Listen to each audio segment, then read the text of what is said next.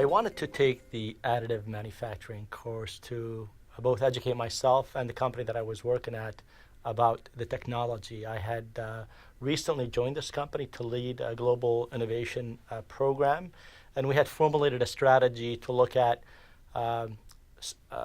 innovation in three areas: sustainable innovation, next generation innovation, and breakthrough innovation. And part of my team was responsible for the more adjacent and breakthrough innovations, and we were interested in learning about additive manufacturing and how we could use it to advance our technology and incorporate our materials into those processes.